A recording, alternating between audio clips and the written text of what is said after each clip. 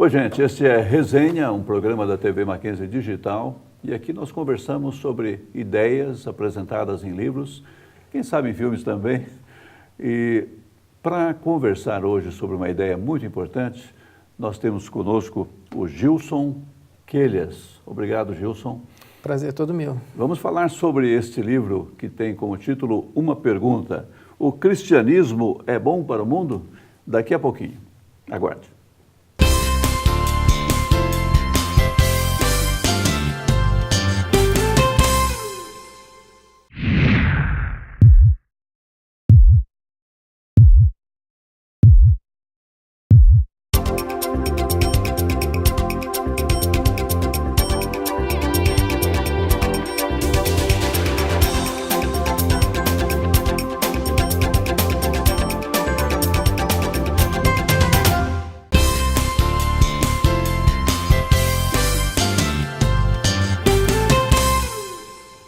Afinal, o cristianismo é bom para o mundo? Vejam que pergunta importante, de qualquer maneira, porque se a pessoa não é cristã, tem que se importar com isso, uma vez que o cristianismo ocupa esse lugar tão grande na história da humanidade e na atualidade.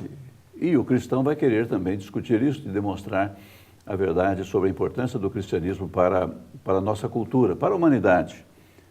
Como é que você vê essa questão, Gilson? Como é que você conheceu esse livro?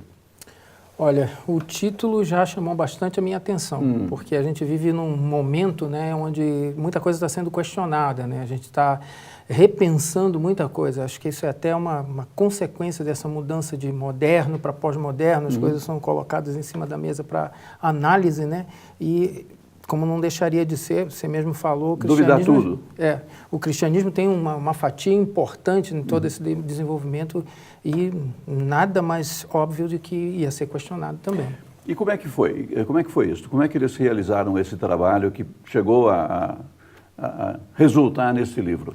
Olha, o título do livro, o livro em nenhum momento foge à proposta do título, não, sabe? Ele segue, quando você abre, já na apresentação dos autores, você já tem uma ideia muito clara de para onde o livro está indo. É disso que vão falar mesmo. Exatamente. Agora, no processo de falar sobre isso, os dois autores, né, os que estão debatendo aí, eles esbarram numa questão mais básica, né? Mas, pera um pouquinho. Antes de falar da questão mais básica, que você está com vontade de falar, eu quero mencionar que esses autores...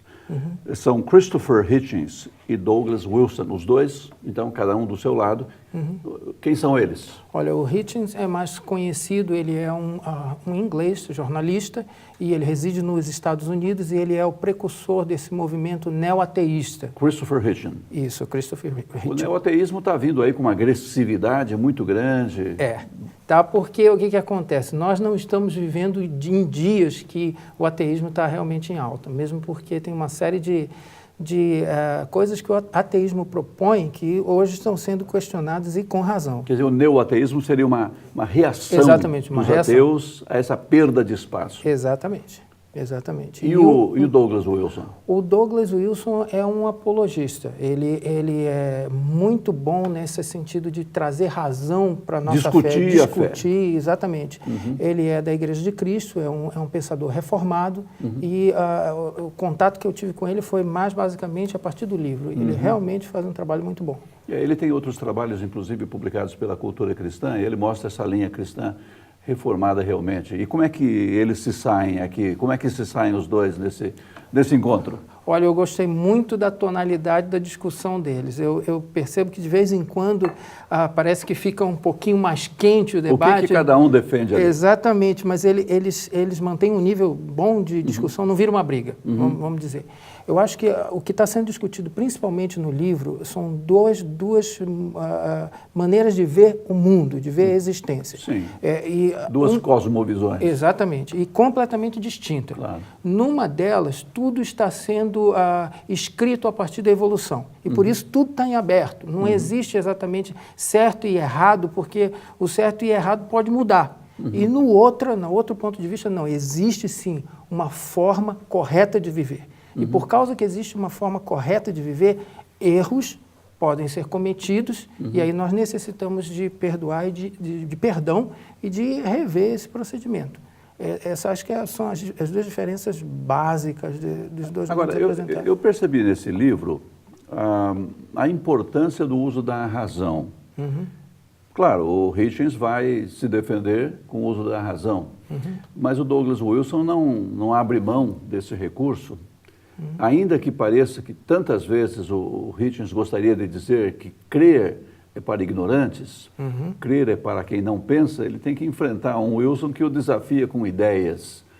Como é que você acha que foi essa parte do debate? Olha, eu creio que no âmago dessa discussão com o ateísmo, há realmente essa impressão de que a fé é coisa de gente que não pensou direito, que está sentindo coisas.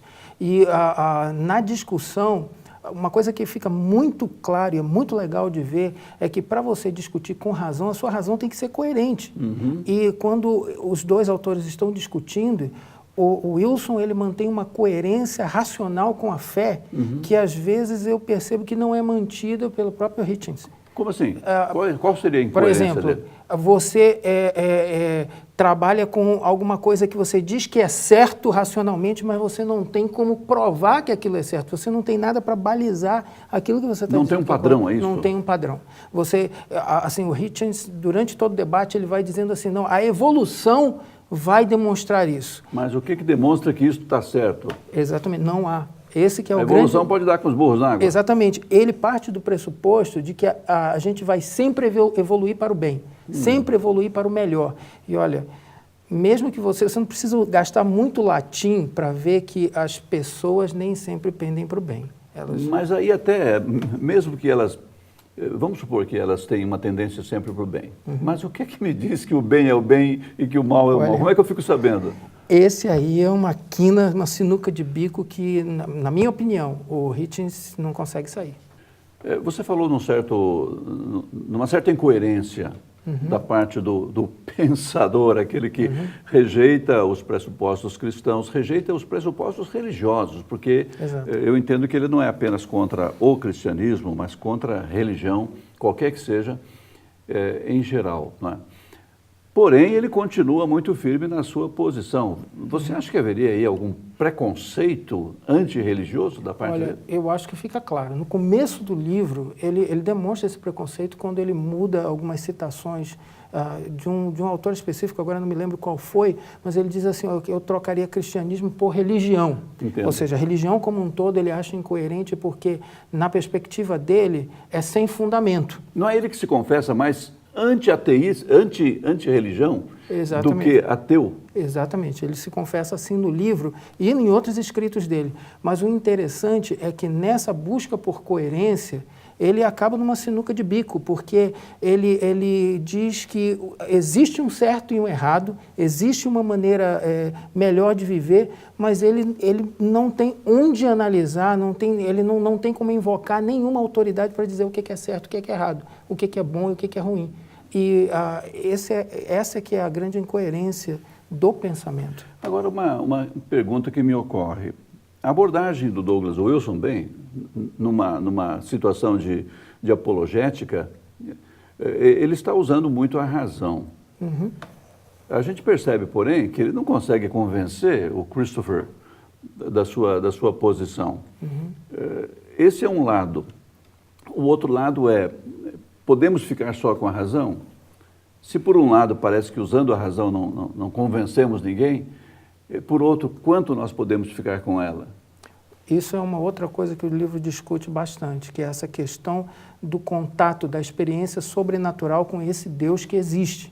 E isso é discutido no livro. Como é que eles fazem isso? Olha, uma das questões que são levantadas é o seguinte, então se eu não tiver religião, não existe ética, não existe como... Boa pergunta para o próximo segmento que está na hora de parar. Daqui a pouco a gente volta.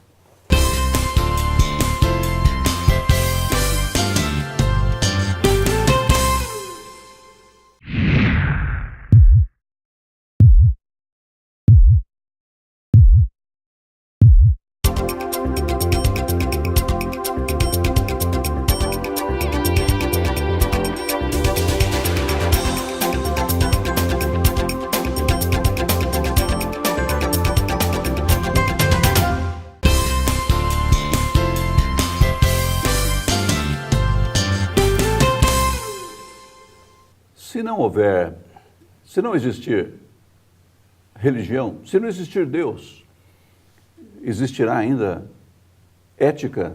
Em que base? Como disse Dostoiévski, se Deus não existe, tudo é permitido. Isso é verdade? Eu já vi gente na mídia rejeitando esta ideia. Como é que isso é tratado no livro?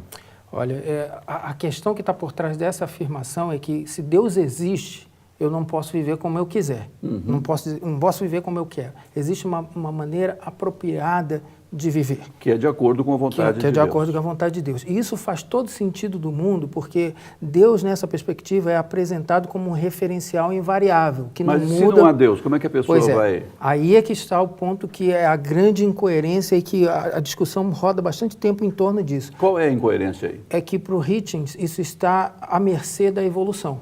A evolução vai determinar o que é bom e o que é ruim. À medida que nós vamos evoluindo, que o tempo vai passando e a gente vai refinando esses conceitos, a gente vai descobrindo uma noção do que é bom ou do que é melhor. Só que aí a gente cai no problema. Como é que eu vou saber se esse refinamento está produzindo bem ou produzindo mal?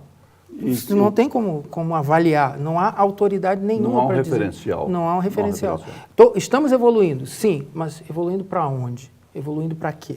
Então, se não há Deus e o conceito fica à mercê da evolução, à mercê desse refinar, o que me garante que eu estou refinando isso para o bem? Falta o padrão. E como ele responde a essa questão? Olha, o Hitchens, ele se mantém o tempo todo dizendo que isso vai evoluir para o bem. E que a religião não pode se invocar autoridade porque ela comete erros ao longo da história, cometeu vários erros, provocou atrocidades, então ela não pode servir para balizar isso. Mas não é verdade, veja, nós estamos falando de ética e Deus como referencial para a ética e o cristianismo como a religião segundo Deus, e aí você olha de fato para a história e vê barbaridades, você vê as cruzadas, vê governos ímpios aprovados e apoiados e sustentados pela igreja, quando não foi a própria igreja que cometeu esses males. Como é que a gente vai entender isso? Há um referencial ético apresentado pelo cristianismo que, porém, não está praticando o que ensina. Olha, isso é discutido no livro e o Douglas Wilson levanta uma questão muito interessante, porque ele diz assim, olha, quando você ensina algo, quando você cria um padrão, vão haver pessoas que vão realmente comprar aquele padrão, viver naquele padrão e se desenvolver. Ele faz uma comparação de um aluno de faculdade, um excelente professor que tem um excelente aluno que se destaca e que chega à evidência como um bom aluno. E esse mesmo professor também tem um péssimo aluno, um aluno que não ligou para os estudos, que se embebedava e saía para a festa e não queria saber.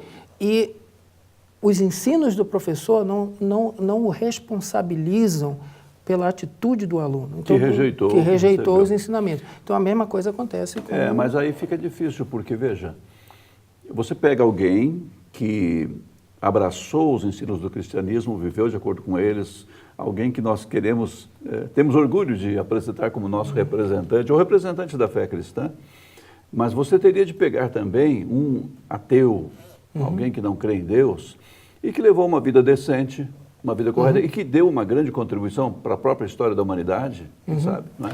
Como é que a gente... Isso é conversado também. E isso acontece sim. Só que quando você vai nas raízes desses princípios que os próprios ateus seguem, você vai encontrar a pena do cristianismo neles também. E você vai encontrar que eles tiveram um referencial na existência de Deus. E isso ele não consegue desmentir, porque isso está impresso. Não há no ateísmo um referencial. Não há no ateísmo até para os bons cidadãos ateus que porventura existam. Exatamente. Ele, inclusive, na discussão, ele até, o Hitchens, se torna um pouco irritado e diz assim, quer dizer que você dizendo isso, você desfaz o mérito da dignidade de pessoas que viveram uma vida bem vivida. Só que... Mas ele desfaz ou não? Não, o Hitchens acha que o Douglas está desfazendo. Não está? Absolutamente não. Por quê? Porque o Douglas está dizendo que essa forma de viver ela é boa, mas o que provoca isso, o que faz com que você entenda que isso é bom, é o fato de que Deus demonstrou isso ao longo da história. Interessante, isso tem a ver com um ensinamento bíblico que se chama graça comum. Exatamente. Não é? Jesus disse isso, que Deus faz cair a sua chuva sobre bons e maus. Então a gente vai encontrar mesmo bons cidadãos que têm a insensatez de não admitir a existência de Deus, mas a origem daquilo que eles estão demonstrando é uma só, não é? É justamente pela questão do referencial. O referencial ético, moral, ele vem de Deus, ele foi construído em cima disso. Agora, na proposta dele, agora nós chegamos num ponto na evolução onde você pode prescindir disso e vai dar no mesmo lugar. Só que quando você olha para a sociedade, quando você olha até para a coerência dos argumentos, isso não acontece. Que coisa. Dá vontade de entrar nesse livro e participar dessa discussão, não dá não? Dá, muita vontade. Aliás, esse é um dos melhores livros que eu já li esse ano. Agora, só para a gente pegar uma imagem de como isso não funciona, por exemplo, quando você assiste filmes, inclusive, filmes que têm essa nuance pós-moderna de questionar as coisas, por exemplo, só para citar quando você pega o Avatar, por exemplo. É um filme pagão, não é? Não? É um filme pagão, não é um filme, vamos dizer assim, não é um filme cristão. Não é para ensinar na escola dominical. Olha, tudo quando você pega, retendo o que é bom, você consegue usar, encontrar resquícios. Como seria nesse caso? Olha, na questão do Avatar, você vê que uma outra sociedade fictícia é criada para demonstrar como eles viveram, né? E as escolhas que foram feitas. E os princípios que aparecem no filme são muito mais cristãos do que hoje nós estamos escolhendo. Por exemplo, o respeito ao planeta, o respeito à vida humana, a questão do amor, da troca de amor, de não pensar só em si, pensar no outro. Ou seja, você olha para o que é uma proposta supostamente pagã e vai encontrar ali, porém, elementos que só se explicam a partir dos ensinamentos. Olha, uma coisa interessante no filme, aquele povo tem uma divindade. E de onde tiraram essa ideia de divindade? Pois é. E essa divindade é que regula as escolhas que eles fazem. É esse tipo de situação que o livro expõe claramente. Para você ter uma ideia, o conflito geral do filme, aí só para tirar a imagem dele, né, não pode ser resolvido até que o personagem principal vá fazer uma oração àquela divindade e rogue por ajuda. O que é interessante, né? Porque naquele universo pagão não faria sentido orar para a Terra. Absolutamente não. Mas a ideia de orar a alguém que pode responder é uma ideia que vem do cristianismo, né? É interessante ver num filme e na literatura em geral essas mesmas contribuições. Parece que dá um pouco de trabalho querer erradicar a religião em geral e o cristianismo em particular e achar que nós vamos viver sem... Você finda sem padrão. Sem esses valores, sem esse padrão. Né? E o Hitchens acaba aceitando o apelo ou não? Olha... A última fala é do Wilson. E ele faz uma apresentação muito boa, muito assim, propícia. A gente não tem uma resposta final do Douglas. Mas eu não queria que você falasse da última fala ainda, porque a gente vai ter um intervalo agora, a gente volta daqui a pouco. Tá bom.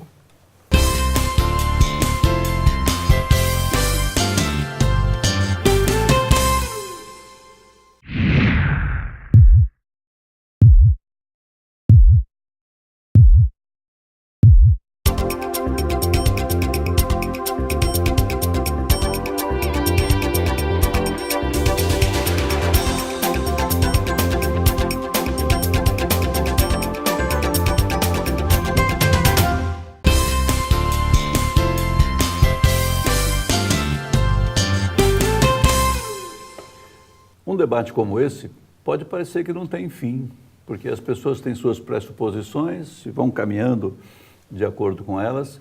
Eu creio que isso é muito importante, tem valor, por um lado porque mostra que, diferente do que pressupõe preconceituosamente este Christopher Hitchens, ter uma religião e particularmente ser cristão, ter fé em Deus, não é coisa de gente ignorante. Chega para conversar e você vai ver que é um pouco mais difícil do que você estava imaginando. Por outro lado, eu creio que é possível sim, Deus vai usar uma conversa como essa para a pessoa abrir seus olhos para a realidade. E eu vejo que o Douglas Wilson, nesse livro, com o seu senso de missão, ele sabe o que ele tem de fazer. Ele caminha nessa direção. Não é isso não, Gilson? Exatamente. Olha, como é que ele faz isso? Olha, eu acho que a questão mais afetiva e que torna o livro mais prático é a questão do perdão. Se nós necessitamos de perdão, primeiro quando passa por toda aquela discussão se Deus existe, questão do referencial, mas quando a conversa vai caminhando, vai evoluindo, olha, se existe uma questão de certo e errado e os dois concordam, eles vão tentar discutir isso de forma diferente, mas os dois concordam que existe uma maneira apropriada de viver, de fazer as coisas, você esbarra no ponto do perdão. E a questão é o ateísmo não tem uma resposta para isso, porque, na verdade, ele não assume que alguém precisa de perdão, porque se tudo é uma questão de evolução, se tudo é uma questão de reações químicas dentro da sua cabeça e não há um padrão, então você não precisa ser perdoado de nada. E isso é terrivelmente, é uma visão desesperançosa, porque pessoas cometem erros. É claro, precisam dele. Há um trecho do livro que fala sobre isso, relacionando, inclusive, a questão do perdão, a própria razão, ou uma das razões, por que o cristianismo é, de fato, bom para o mundo. Ouça essa parte do livro, ouça esse texto. Portanto, não estou dizendo que você precisa crer no sobrenatural para que possa viver como um cidadão responsável. O que estou dizendo é que você precisa crer no sobrenatural para ter condições de explicar com coerência e racionalidade por que você acredita ser necessário viver desse jeito. A fé cristã é boa para a humanidade porque fornece o padrão fixo que o ateísmo não consegue fornecer e porque proporciona perdão dos pecados, algo que o ateísmo também não pode dar. Precisamos da direção de um padrão porque somos pecadores confusos. Precisamos do perdão porque somos pecadores culpados. O ateísmo não apenas conserva a culpa, mas também mantém a confusão. Bem, como ele enfatizou, a fé cristã é boa para a humanidade porque fornece o padrão fixo que o ateísmo não consegue fornecer e porque proporciona o perdão dos pecados, algo que o ateísmo não pode dar. Não pode fazer. Não pode fazer porque parte do princípio de que não há erro. Nada errado. Nada é errado. Tudo é permitido. Está tudo aberto para uma evolução. Mas, na verdade, há um momento em que o Hitchens diz, bem, eu errei, eu vou fazer melhor da próxima vez. Ele não precisa se arrepender e não precisa pedir perdão para ninguém. Ele vai apenas melhorar. Por causa desse... Só que esse que é o problema. Quando a gente cai na questão do referencial, melhorar para quê? Melhorar por quê? O que diz que isso que eu estou seguindo é melhor? Agora, o ponto do perdão, ele é mais profundo, porque ele trabalha com uma questão afetiva do ser humano, que nós não somos só razão. Então, não é a discussão, ela não pode ficar apenas na razão. E esse é um diferencial do cristianismo. Por causa dos próprios questionamentos do Hitchens, Douglas Wilson faz alusões a imagens muito poderosas da Bíblia a respeito da cruz, combinações entre a morte de Jesus, o que isso produz, a esperança que o cristianismo dá, e ele demonstra assim, com muita clareza que para que a gente realmente evolua para o bem e encontre algumas respostas, essa visão é tremendamente necessária. Nós precisamos dela, nós precisamos desse referencial de esperança. A gente não desenvolve apenas porque raciocinou. Nós precisamos de amparo, nós precisamos ser recebidos. E todas essas respostas você não vai encontrar só racionalmente ou só no ateísmo. Você precisa da intervenção de um Deus e dessa intervenção sobrenatural. O Douglas Wilson menciona o fato de o Christopher Hitchens vir de uma herança religiosa. Ele foi batizado numa igreja cristã, teve alguma experiência assim. É até o nome dele, né? Christopher. Como Cristo, né? Cristão. Qual teria sido a contribuição? Como é que alguém que teve uma influência assim pode, afinal, declarar-se ateu, e mais do que isso, né, ser contra a crença? Olha, quando ele trata dessas questões, ele acaba expondo uma ambiguidade muito grande nos próprios princípios ateus, né? Eles se baseiam no seguinte princípio: Deus não existe e eu o odeio. o que é completamente Ele ambíguo. não existe. Se eu encontrar, ele não vai gostar. Pois é, e quando ele termina essa conversa, ele expõe mais do que isso. Ele expõe a questão do orgulho humano, que faz com que você queira manter essa posição de que Deus existe a despeito de todas as outras alternativas ou de todas as outros raciocínios que vão apontar para que isso não é verdade. Ele expõe o orgulho humano assim de uma forma muito clara. Uma das coisas que eu acho interessante nas discussões do livro é que uma das falas do Hitchens, ele diz assim, a gente quer ter arrogância de dizer que a Terra foi criada por nossa causa, que Deus criou a Terra por nossa causa e nós estamos sozinhos no universo. Isso, para ele, é uma arrogância. Mas, ao mesmo tempo, ele o tempo todo diz, eu não preciso de Deus. É uma arrogância, uma arrogância maior. Né? Se é arrogante dizer, estamos sozinhos no universo, mais arrogante não existe outros, existe Deus, mas eu não preciso dele, eu não quero ter. Mas é um desafio, realmente, você estar diante de alguém que não enxerga a dimensão sobrenatural. É a sua pressuposição, não existe nada além do que é mensurável fisicamente. Não é? Exato.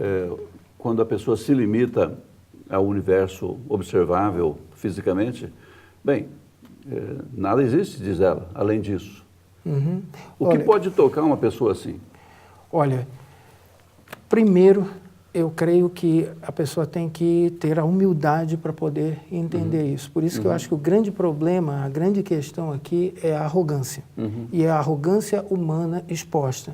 Porque quando você olha para essa questão de que o desenvolvimento ele não tem como ser balizado, não tem como saber se você está indo para o bem ou para o mal, o único jeito de você resolver isso é você se render aos pés de alguma coisa que pode orientar você, alguma coisa que pode encaminhar de outra forma. Ele não precisa, ele acha que não precisa. Pois é, aí fica difícil. E aí é que o argumento, na verdade, essa discussão deixa de ser uma discussão racional e ela precisa ser uma discussão experiencial. Há uma dimensão aí sobrenatural. Exatamente. Uma dimensão sobrenatural que não foi embora nunca. Não. Ela está lá, apenas não é reconhecida. E no âmbito da razão, a discussão é boa. Eu creio que é interessante para mostrar que o crer, em geral, e a fé cristã em particular, não são algo de gente ignorante. Chega para conversar, vamos examinar as suas razões e você vai ver que a coisa é um pouco mais difícil.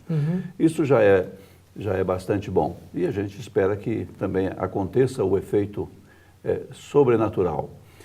Então esta é a ideia desse livro, O Cristianismo é Bom. Quem sabe você vai sugerir algum livro para nós. Escreva para resenha@mackenzie.br e vamos falar sobre outras boas ideias aqui. Muito obrigado, Gilson, pela sua participação. Até.